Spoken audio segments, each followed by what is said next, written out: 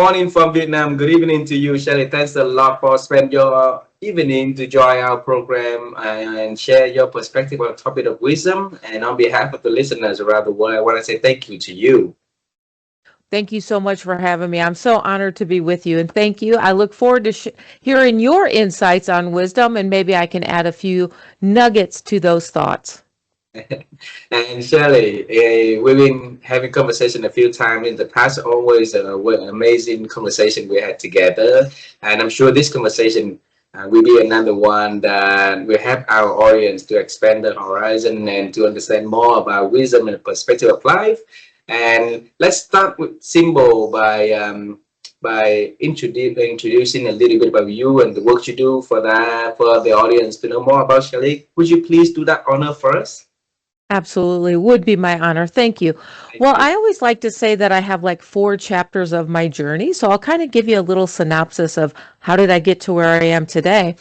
The first chapter is right out of high school. I enlisted in the U.S. Air Force because I didn't have money to go to school and gain that wisdom just yet. So I enlisted in the Air Force. That allowed me to earn college money, learn a profession, get to travel internationally. And after I did complete my bachelor's degree while I was an enlisted airman, I became a space acquisition officer or space procurement, and I worked in the space industry, working for the Air Force to purchase satellites and rockets and ground stations. And then after a wonderful career in the Air Force, I retired and became the chief operating officer at Space Foundation, so a U.S. nonprofit that does education internationally that's focused on workforce development and economic opportunity. And that was a wonderful experience. And so then I took all three of those experiences and decided to launch my own company called SB Global LLC, where I'm an author, a speaker, and a motivational writer and a futurist. And so that's part of why we've been connected. You've invited me to join you before on your show. It's been wonderful. And I've invited you to be part of my book series because I have interviewed over 200 global thought leaders for my various books. So thank you again for having me back, and I look forward to a fun topic. Yeah, well, you introduced your four chapters of life in less than a minute, Shelley. So, uh, if you want to pick one chapter of your life that you really want to dive in a little bit deeper before we move next to the topic of wisdom, what is a chapter that you want us to dive a little bit in more? Well, I'm really excited about the chapter I'm in now as an entrepreneur and an innovator, being able to write wonderful books. As you know, the What Space Got to Do with It series. So book one came out in December 2024. Book two just came out, What Space Got to Do with It, An Interstellar Guide to Success. And I'm just really excited about this chapter of my journey because I'm writing books, I'm interviewing interesting people from around the world, former presidents of countries, leaders of space agencies, everybody in between, from Vietnam to Africa and North America to Australia. I'm getting to hear all kinds of perspectives, capture those, but then create some unique insights as I go around as a motivational speaker, share those insights as well as my insights from the space industry, that emerging technology, how we're incorporating emerging technology and space innovation in our daily lives. And then being a futurist, doing some things for some strategy development for some boards. So it's really a fun time to be an entrepreneur. Every day you wake up, you never know what's in your inbox. And so I love living like that. And again, I'm so excited to be with you and that we're on this journey together because you've interviewed over 1,000 people. So my 200 is nothing compared to the amazing leaders you've interviewed. Wow, so um, I always ask my wife and my friends when we talk about your stories, what took you so long to write those amazing books? Because in that journey of the four chapters you've been having, right, you met so amazing people, you've been experiencing so many wonderful technologies, you've been doing the work that only a very small portion of the people on earth is having the opportunity to even know about or heard about the name of this technology, not even talk about having that real life experience of that, right? So tell us what took you so long to write books for us to know more about that. Well, you have to gain enough knowledge and wisdom to be able to write books. And for a long time, I never thought I wanted to write a book. But as I was in that third chapter, being the chief operating officer, I would mentor people or I would go around and give talks. And people would come up to me afterwards and say, "Oh, do you have this written down? Do you have a book?" But the real catalyst was somebody asked me if I would write a chapter in their book, and it was on women in STEM. And so that's what I did. I wrote that chapter and I interviewed some of my friends and I included their stories. And after writing that chapter, I thought, well, I could write a book like this. And that was the catalyst that encouraged me to realize that I could share and give back, because that's really what the books are about. They're about writing down what not only I've learned, but other people have learned in their journeys, so that the people who listen to the interviews or read the books, we help make their journey easier, that their transitions or professional development, that they get to leapfrog through things that we might have had to learn the hard way. Wow. And we want to see the journey growing from when you were very little, okay? And in the fourth chapter of your life is you join the Air Force, you travel the world, you experience the space technology, then you grow to become a CEO for the Space Foundation, right? And then starting the current chapter as entrepreneur and keynote speakers and authors, helping people to expand their horizon. So, Shelli, when you were little, what was your dream about the future that you are going to do, or the job that you are going to add values to the world? Well, the real goal is, can you have an impact? And can you help people better their daily lives? And that's how I really look at why I'm so excited about space technology, leadership, innovation, and that emerging technology, because those are things that can help people better their daily lives. Right now we're talking on Microsoft Teams, but all of telecommunications, its lineage dates back to the Apollo era. All telecommunications was designed initially 60 years ago so that NASA could talk to astronauts. And then from that, companies, entrepreneurs commercialize that technology, and now all of us are able to use it. And so there's so many ways that technology, whether it's emerging technology, space technology, are helping everyday citizens, whether they're farmers, machinists, or people like you and me who are doing podcasts or writing books, how we're able to incorporate that technology to make our daily lives better. So impact was a theme Impact. since child, right? Wow. So the question is, was that something that you have it innate inside of you, or is that something that along the journey of growing up that Shelli is starting to build that dream of one day when she grows up, she's going to do the job that create more impact to the world? So I think growing up, even as a child, I always wanted to make a difference. I did a lot of things. I was in debate, I did plays, a lot of things, even joining the military. And the Air Force had a lot of those same qualities of making a difference, having an impact. You want to go to a place, you always want to leave it better than you found it. You want to make it easier for the people who will always come after you, because you're only in a place for 2 or 3 or 4 years. So you always want to leave it better than you found it. And so those traits are connected to my values. And then as you get older, you realize that how fortunate you are, how fortunate I was to have all the opportunities afforded to me through the military, through wonderful mentorship. And so that's part of where I am today. It's about making that impact by paying it forward, helping the next generation so that they can have those same opportunities or even better opportunities. Because again, I might have learned the hard way. Maybe I can make it easier for someone else to find their path easier. Wow. So if you trace back into your family or the people next to you when you were little, who was the person that had that influence on that little Shelli that she want to do that path though?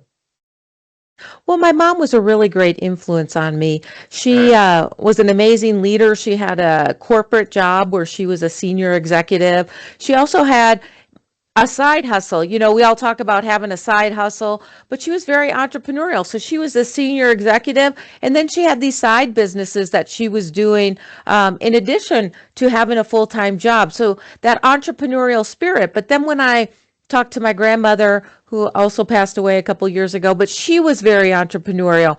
You know, she had a farm, they ran a tavern, you know, a bar. So my grandparents were very entrepreneurial. So I saw that that entrepreneurial spirit and mindset ran through my family, especially, you know, the ladies of our family. So I'm excited that I'm now an entrepreneur following in their footstep, just a little different. I'm not going to be a farmer or a barkeeper or a, you know, an entrepreneur like my mom, but I'm creating this entrepreneurship by being a speaker and a writer and a futurist. And so that spirit. But, you know, you can only connect the dots when you look back. You know, Mm. looking forward, you don't know what the dots really are. You might have a plan and you hope you're going to connect dots, but sometimes the path changes. But you can really connect the dots when you look backward and see who were those influences around you. Wow, wow. So if you pick either between your mom or your grandmom, right? And if there was a piece of wisdom that you still remember when they shared with you when you were little, that leading to what you've been doing, across the four chapters of your life, who would that person be, and what kind of advice that you still remember to today, Shelly? Well, I really remember my mom, and she was very motivated that and saying, "You can do anything you want to do. You might have to study and apply yourself." And even in my second book that just came out in October, What Space Got to Do with It, an Interstellar Guide to Success, I talk about my mom and the dedication and how we used to listen to books on tape from Zig Ziglar and other motivational speakers. You know, I was too young to even realize how important that was, but she would play those tapes because back in that day, that's what you had, the little cassette tapes. And she would have these different tapes that we would listen to Zig Ziglar and other motivational speakers. And I think that created that foundation of motivation, of positive attitudes, of, you know, tough times never last, but tough people do. Um, from Robert Schuller. Those things stuck in my youth and then growing up that, you know, always be positive, look for a positive way, even negative things. I call it the space mindset. Even when you see obstacles or negative things, they can be opportunities for launch pads to new things, to better things, to change things, to learn things. So don't think even of roadblocks or negative things as bad. Think of them as opportunities to learn and grow and develop. So that's what a space mindset is. Wow. And what she did, wisdom right there. Right? She knew that something was working for her and for a lot of people.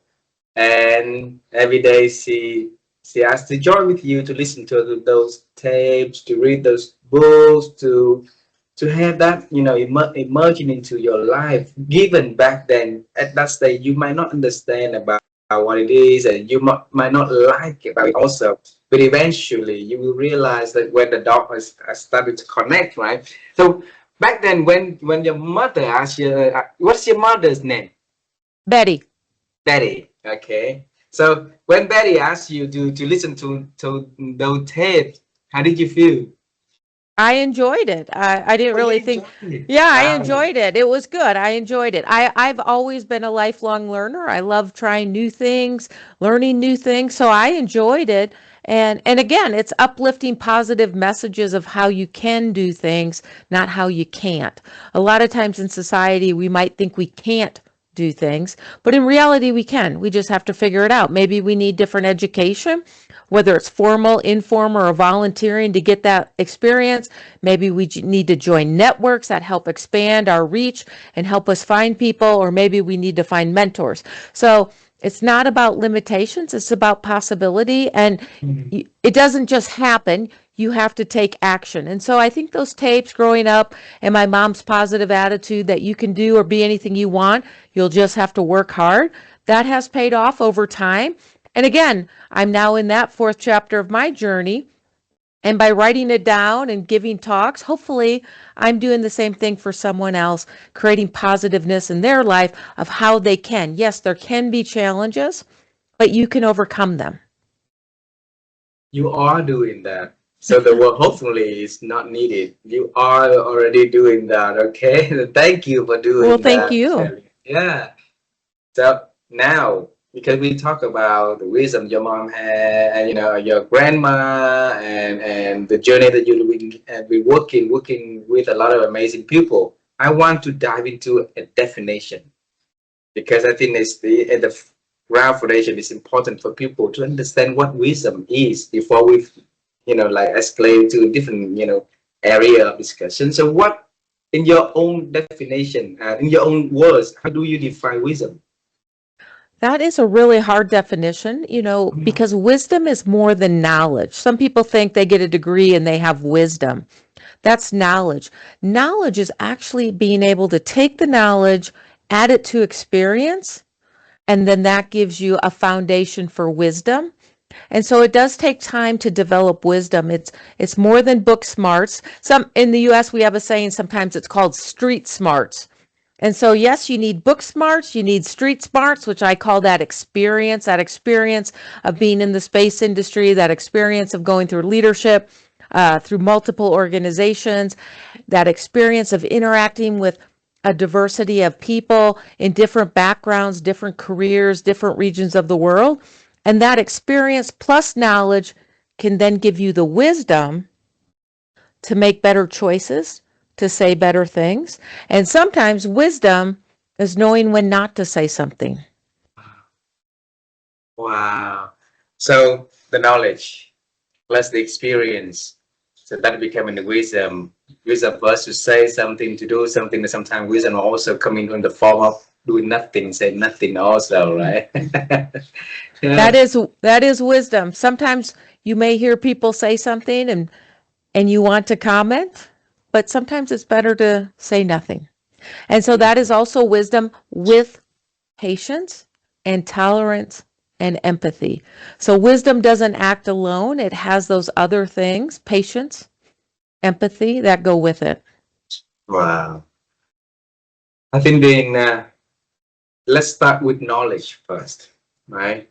And if we look at the world that we have today in our hand, we have a phone, we have, computer and everything, Yes, and we have also coming with a paradox of choice. So many things that you and I can access at the same time, and it's hard for us to assess what is best for our wisdom. Put it that way, right? So, how do you select the information that worthwhile for Shelli to absorb it and to learn, and maybe to share with other people, and what to not doing? So I think that's a really great place. And I did write a lot of that in this second book. It has four main pillars: leadership, awareness, access, and action. And that first pillar is about self leadership. And that's what we're really talking about. Mm. What you need to do in self leadership is do like a SWOT analysis: strengths, weaknesses, opportunities, and threats. You need to really know yourself. What are you good at? What are you passionate about? How do you want to make a difference, like I did? What are your weaknesses? What could you improve on? How could you be better? What are those opportunities out there? What are the threats? And what happens by having that self awareness is you create a focus. What is your SWOT? And then where do you really want to go? Where do you want to go 1, 3, 5 years? I always ask that whenever I meet somebody who says, what should I do? Well, where do you want to go? Because if you don't know where you want to go, all roads will take you there. But it's best to know, do the SWOT analysis, and then where do you want to go? And then you can create a focus, because it's easy, as you said, to get distracted. The internet, there's a lot out there. But if you know where you want to go and you know what your strengths are and where you want to focus and what your weaknesses are, you can start to create a plan.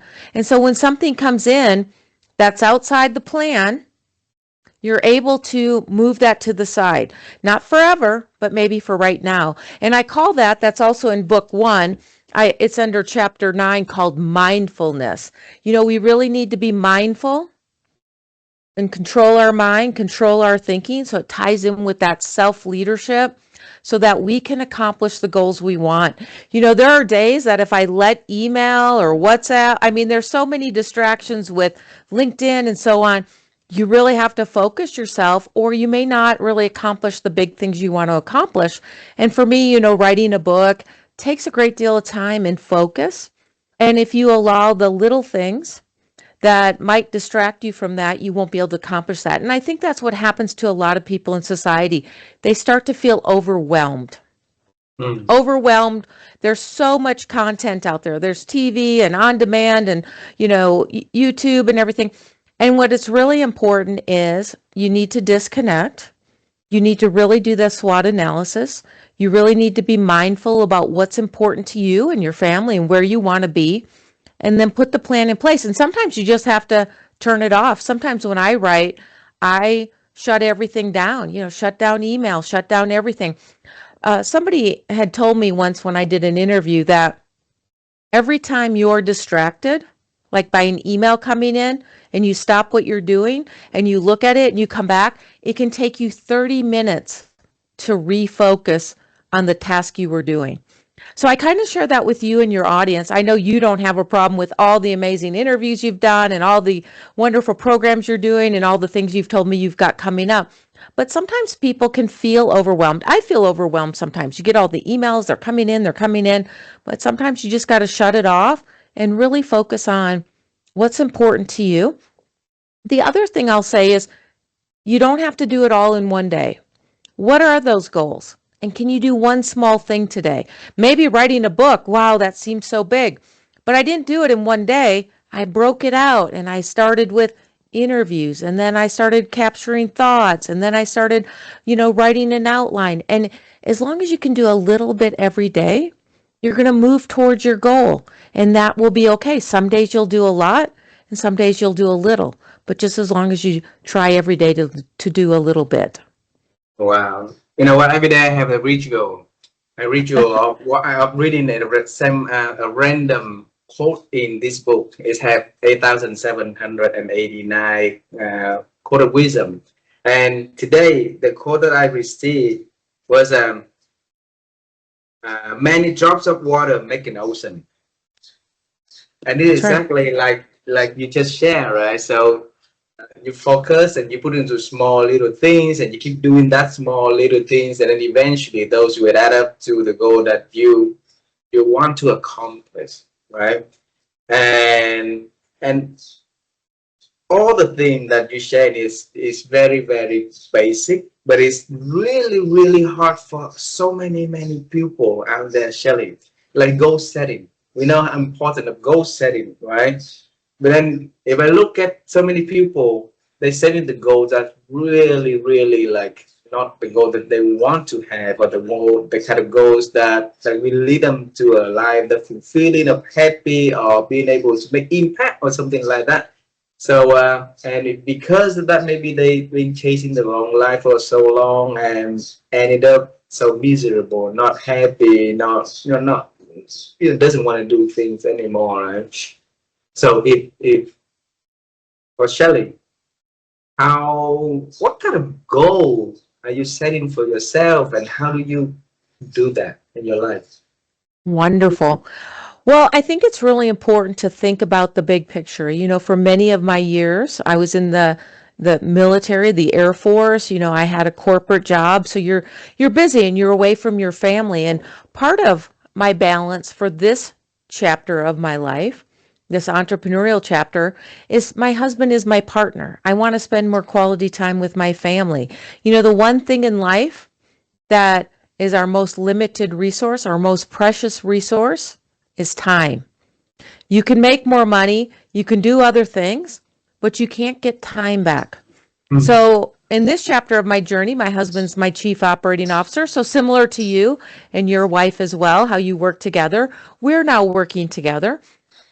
And then what I do is, so it's important to have the family element to bring joy, to make sure that I'm not working too much, although as an entrepreneur, you're always working. And then really focusing, how do I want to give back, and how is that sustainable for me? And how does that have a lasting legacy? And as you know, I interviewed you for my third book. That was one of the questions I asked you. What is your legacy going to be? And I really feel that by writing the books, I'm creating that legacy, because even after someday I don't want to talk, or do motivational speaking, or I'm retired, the books will live on. And I interviewed somebody last week who actually said, in 20 years, the way that people will learn through education, a lot of it will be through AI and large language models. And they were like, in 20 years, that large language model might pull my books to help somebody who wants to learn about space or leadership or innovation.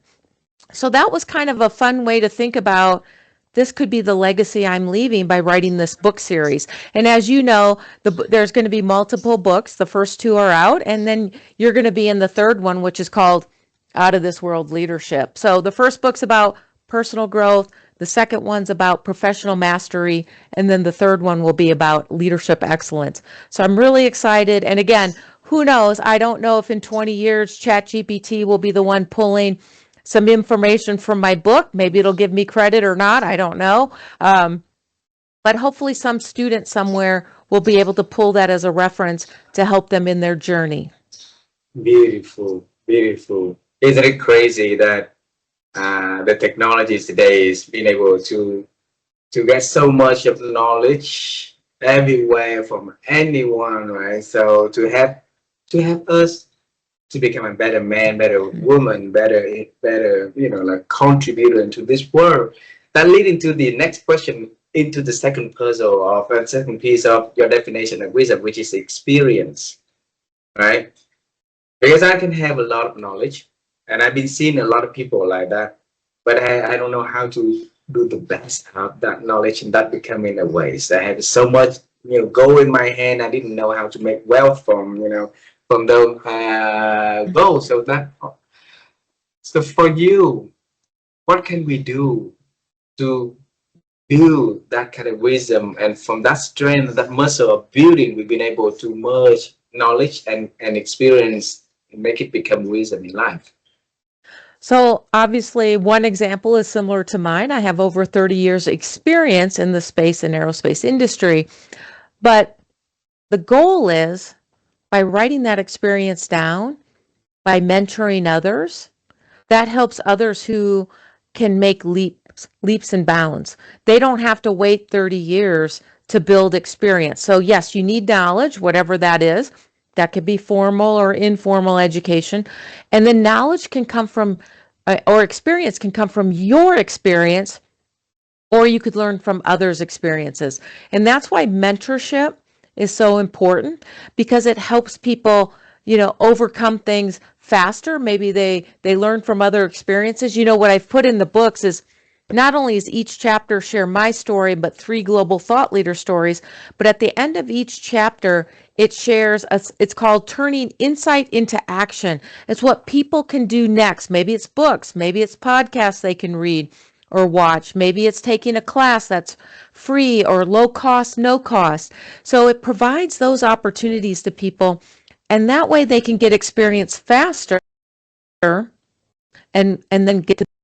So you don't have to do the experience yourself. You can learn from others. Now there are some things that it's wonderful to have the experience yourself, but it's wonderful to learn from other people's failures and not make those same mistakes. So how do we, like, for beginners, how do they approach other people that can help them to gain the right kind of experience? And the reason is, I asked that question is, there's a lot of people sound wise out there, acting wise out there, but then, it's just not really a wise individual or people that we should invest time and effort and resources to follow. Otherwise, it would take us to a very wrong direction, right? So we need to really be able to filter and select the type of mentor, people that can mentor in us also. How do we do that? Absolutely.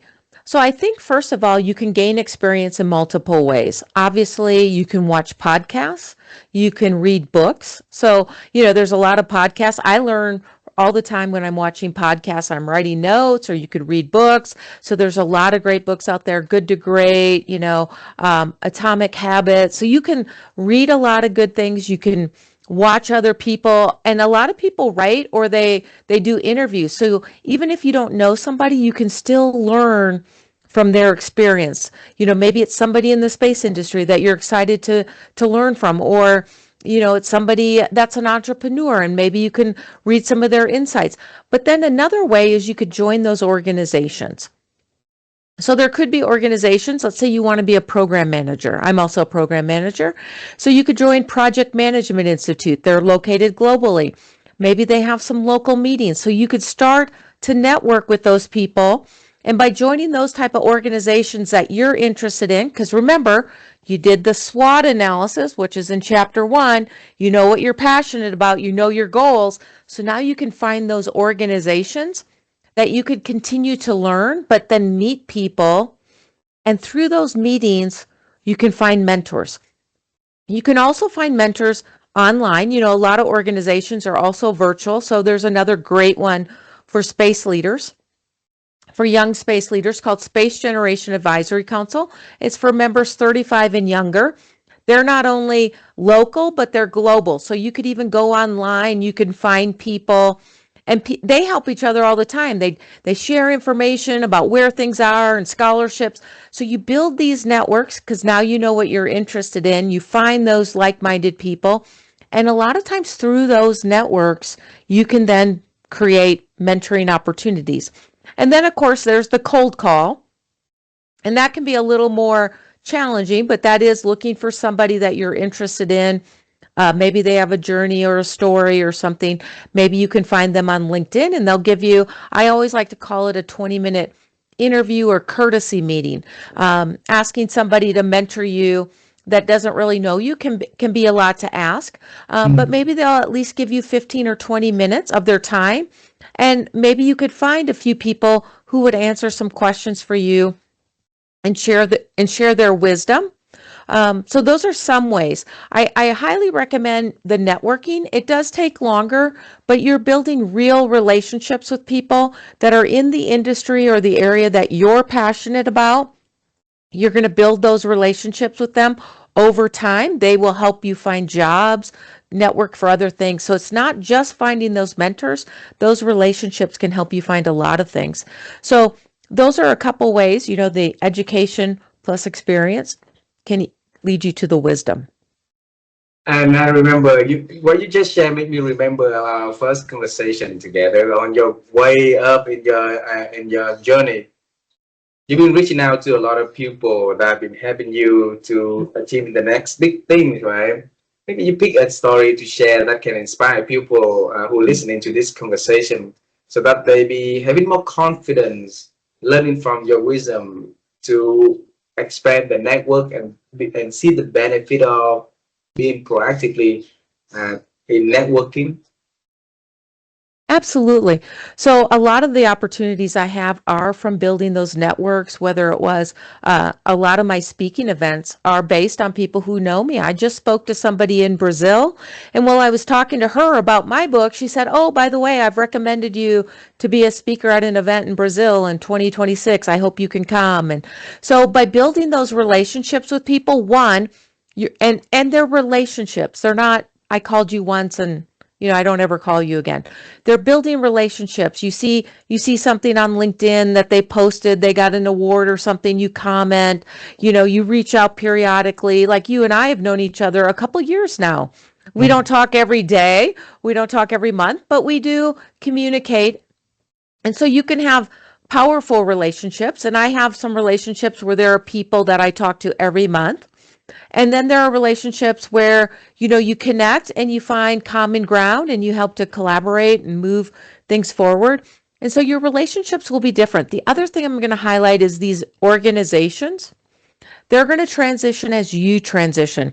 I also included that in my book too, about networks. Networks will have a duration. So when I was early in my career in the Air Force, there were certain networking organizations that I participated in. They really helped me understand the military and the Air Force and, the values. But then as I transitioned into my next career in the Air Force, leaving being an enlisted airman to being an officer, there were other organizations I joined and participated in. And then eventually I joined Project Management Institute and Women in Aerospace. And so you have the opportunity to also join organizations And then as your career changes and you change, you can change too. And even Space Generation Advisory Council, I highlighted to you, it's for young space STEM professionals 35 and younger. So once you turn 36, you're not in SGAC anymore.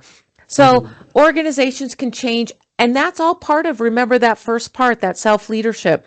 Every year, you should be doing a SWOT analysis on yourself. What did you improve last year? We were just talking, we're coming up to the end of the year. Well, this is a good time to assess. What did we accomplish this year? How did all those little drops create the ocean, right? Yeah. And what did you accomplish? What are the big takeaways from this year? And now, as you think about closing out the year with gratitude, I think every leader has three main traits. That's inspirational, authenticity, and gratitude. You're grateful for the wonderful year you've had. Now we can look to what does next year have? What are the things we want to accomplish? What is the impact? How does that tie into the bigger strategy of where you want to go? Um, and you can start to lay that. And this is a really good time as we close out the year to think about the end of the year, the end of this chapter, and opening up next year new and fresh with new ideas, new inspiration to continue the journey. Wow. You make me so happy because you know that my wife and I we founded a platform called helloNEWNESS. All right, and the newness is for a very long time. My wife and I look at change management practice, and we look at corporations that be investing money, resources to help people to cope with change, to create change, and build habits of change around change, right? And then guess what? Next year they do the same program. They do the same program, which means something's not working along the way. And individual, like for me, I have a very long time in the past learning about personal development, but didn't move anything at all until So it means that a part of me was very resistant to change, and a part of me was not. A part of the process is not working. So we try to figure out what's the missing puzzle of the change management, the practice along the way.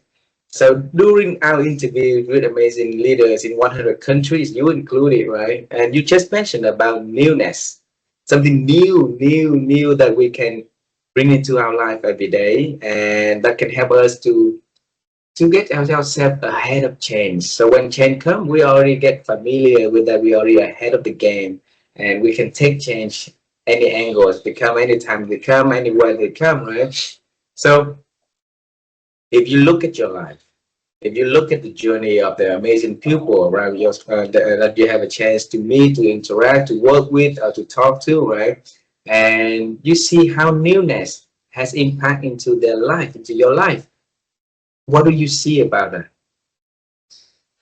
I think that's really important.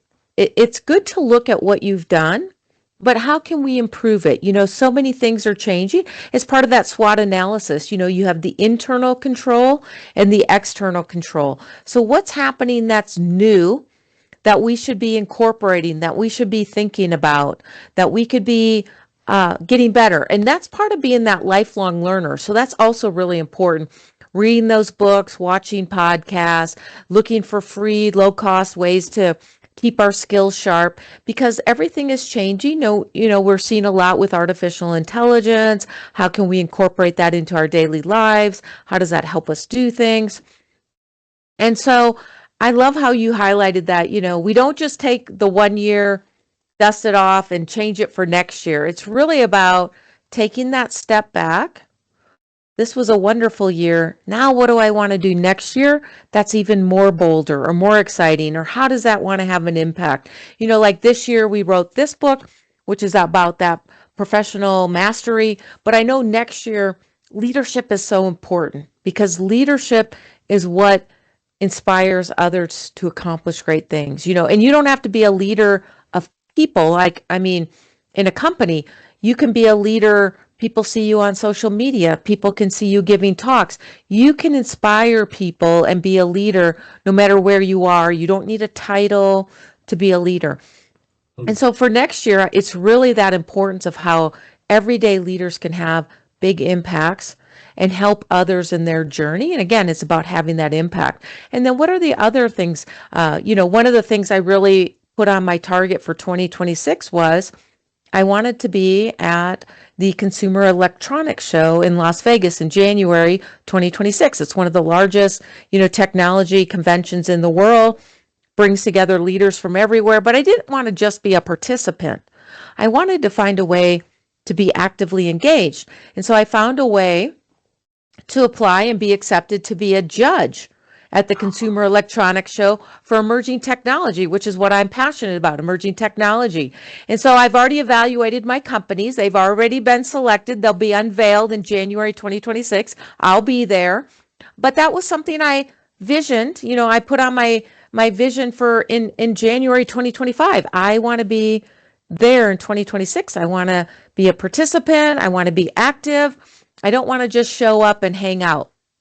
And so I manifested that. I mean, I don't know if I manifested it, but I took the actions that were required to make that happen. And so those are some of the things I'm doing for 2026. And so I share with your audience, if you want to make things happen, you have to take the action, have the vision, have the goals, and then take the action to make that happen and manifest that reality. And when you start to create those type of things, it creates a legacy of the things you can do. And so I'm really excited about that. So for any of your listeners, if you're going to be in Las Vegas, January 6th through the 9th, please let me know. You can reach out to me on LinkedIn and we'll get together at the Consumer Electronics Show.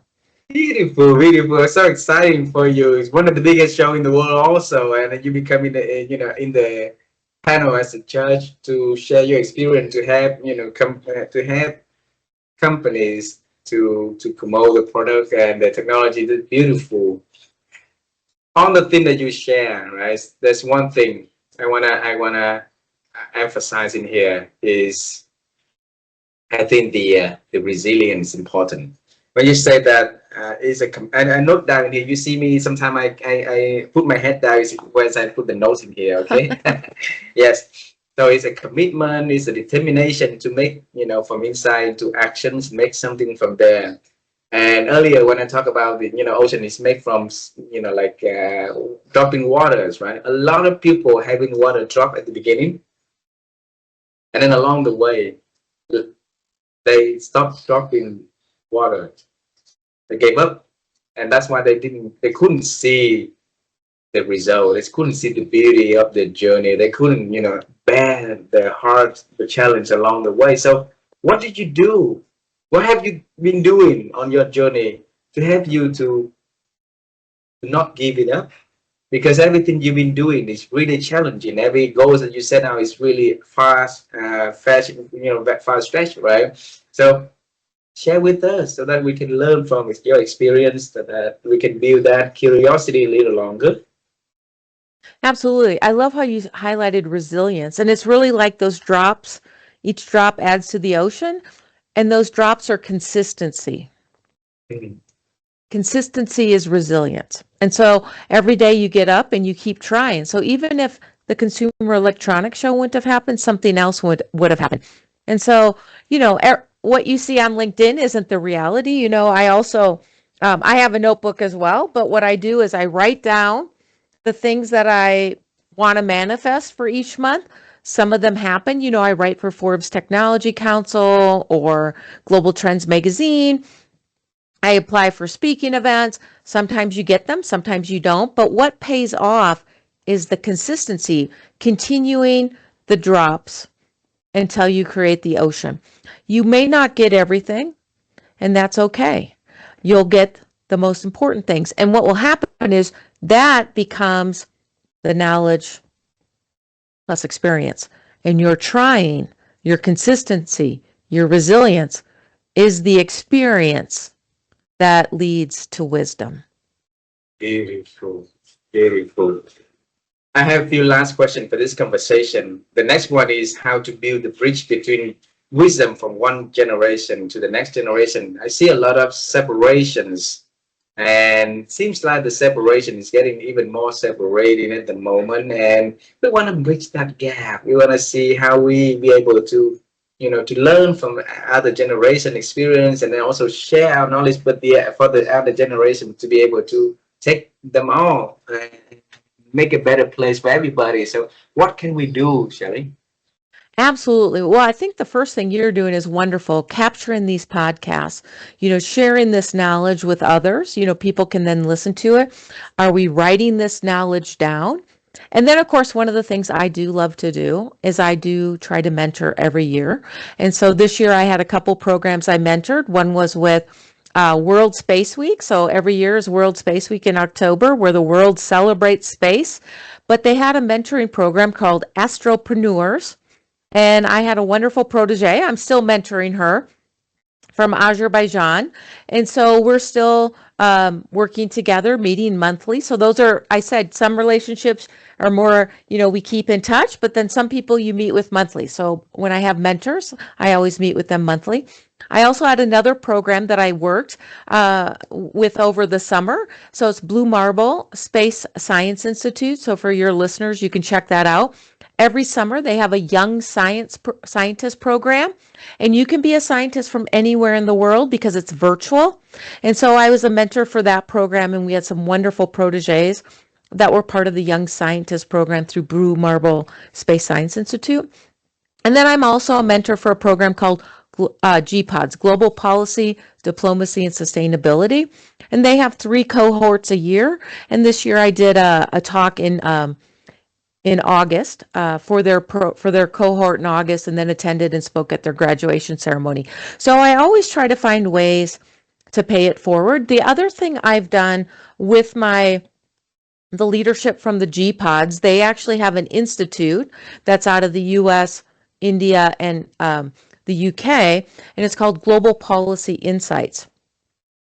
And I went to the founder of that and I said, his name is Arpit. I said, Arpit, I'm writing this book series. I'd love to interview all the other mentors like me that are part of this program. And he said, well, that'd be great. But in addition to that, why don't we write some articles? So after you interview them, put them in your books, but then let's also create like a monthly article gaining insights from those leaders. And many of them are diplomats and ambassadors, and they're in India, they're in the UK, they're in Europe, they're in the US, they're in the Middle East. And so what I did was I said, let's do it. And I've started interviewing those individuals he shared with me, capturing them for my book, but also capturing enough. And that's going to be a project we're going to start after the first of the year, starting to release those interviews, insights with those amazing thought leaders who are part of the GPODS mentoring program. So there's a lot of ways that individuals can help contribute to the knowledge. You can write it down. You can give a talk. Maybe wherever you are, maybe you can go talk to a student field trip. Maybe you can invite them to come visit your company. They can get a tour and see what you do and your company does. You could be a science fair judge. So we all have a way that we can pay it forward to help the next generation, but we just have to build bridges and take the time because it's important. And that's all, again, part of that self-leadership, that mindfulness, what's important. I shared with you the importance of my family because it's easy to forget family or paying it forward or finding time to mentor others unless you make it a conscious choice. I mean, everything you do is, when I look at it, is one word is sustainability. So you want to build a future sustainable for a lot of people, and thank you for doing that. You went through into the storm to figure out how to get out of the storm, so that people will be able to be more resilient, to be more ready for storms in their life. Right? That's beautiful. I want to say thank you for doing that, Shelly. Well, I want to thank you for what you're doing. I think it's incredible what you and your wife have done, interviewing over 1,000 leaders, starting during COVID when everything was, a crisis. Remember that, SWOT analysis, that was a big threat. And you found a way, like I said, you found a way to make it positive, just like it was when I was young, listening to those tapes with my mom, finding the positiveness, having that space mindset that looks at obstacles and says, this isn't an obstacle, this is an opportunity. And that's what you did by starting your series and all the great things you're doing. I'm so honored to be part of this series, and I look forward to the future series and partnering with you on those as well. Absolutely, but I'm not yet saying goodbye to you, Shelly. I have two last questions. That's okay. That's okay. Because I wanna 2 months ago, my wife and I, again, it's the manifestation, like you say.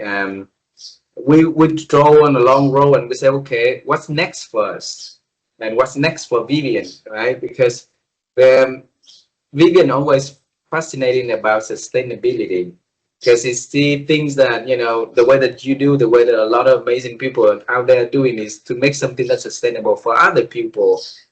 And right now, the definition of a sustainability is not unified, or it's different from different, angle, different people, different industry. So we want to just focus on one thing, is defining sustainability. So that we acquire a platform called sustainabilitymind.com. Okay, so it's a mindset of sustainability. I think that if we have that mindset, then we definitely be able to do something that consistently and resiliently every day to do to contribute to something that's sustainable for the future. So, in your own words, how do you define a sustainability mind? So I really look at it as that legacy mindset. What is Uh, the legacy you want to leave? And again, that's part of how I grew up as well as in the military, leaving places better than you found them. You want to have things, as you said, sustainable. The other thing I like, in addition to sustainable, because you can do a lot of different things, but they may not be connected. And so what I call those are one-offs. I mean, they're good to do, but what's the longevity, the uh, sustainability, the legacy of that one thing? What if you had only done one interview? What if you'd only done five? What if you'd only done 10? No, you did 1,000. That's sustainability. That's a legacy. You can write a book, you can do all kinds of things with what you've done. And that's how I look at it. I've been writing Forbes articles for almost 4 years. I'm starting to think, well, maybe I should take some of those articles and write a book. I'm writing a series of articles for a magazine called Global Trends on entrepreneurship. And my thinking is, well, maybe I should someday write a book on entrepreneurship. Guess what book 4 is going to be? Entrepreneurship. entrepreneurs. So what I say to you, and you're already demonstrating that to your audience, is it's good when you're young to try different things, try different groups, meet different people. But at some point, it's good when the things you do intersect, because that creates that lasting legacy. So not only do I do talks, but I write the books, and then I write articles, and all of those things intersect with each other to create a strong foundation, that legacy, that body of work, I call it. They call that. So think about that as your sustainability or legacy mindset. How do you create that interconnectedness of the things you do? So it's creating a strong foundation for the next generation. I have a friend who's a female samurai warrior from Japan, and she highlighted that, none of us are self-made because we are standing on the shoulders of our ancestors. Wow. And so that's what I say. As you're building your legacy, your foundation, you're creating that body of knowledge, whether it's books or podcasts or hard work or building a company or doing good things or helping others or creating scholarships or mentoring. You're creating a foundation that's going to help the next generation to stand even higher, to reach even greater heights, to explore the universe and beyond. Beautiful. Last question. I want to bring you to one of the nights that your mother and you listen to those tapes from Zig Ziglar, okay? And you and I are gonna walk into that room. You and I are gonna meet that little Shelly and Betty, okay? And you are going to talk to Betty and tell her something about what she did has been impacting on you and the journey that you've been growing up into today. And you have a chance to talk to her back then, now, okay? So what is that she, Shelly now will talk to Betty then and to that Shelly then? I would tell her that she was a great mother and that she imparted her wisdom on me. What I say is, when you're a parent or a leader or in that role, you never know if you're good enough or if the advice you gave was strong enough or you empowered your children to be successful. And I know my mom did everything she could to help me be successful, but she may have not known that when I was still little. But I would love to go back to that younger Betty and younger Michelle, as you know, my real name, Michelle, not Shelly, and let her know that she was a wonderful mother and I turned out okay. Wow. Wow. Thank you so much for this beautiful conversation. And absolutely, you are doing wonderful thing in this world to carry what your friend in Japan was saying. Like we sit on top of the Hmm. shoulder of the ancestor, right? So what your mom has been doing in the past was to help you to build that bridge, and then now you keep raising the bar and helping people to build something greater from on top of that. And thank you for doing that. I would love you to see you in person one day. All right. So let's manifest about that. Let's make it a plan. And for sure, one day we're going to meet together. So, okay. I would love that. And until then, I look forward to seeing you and Vivian around the galaxy. Yeah. Thank you very much. Have a beautiful evening. And tell your husband I say hello from Vietnam also, please. Absolutely. Thank you so much. Thank you. Bye bye.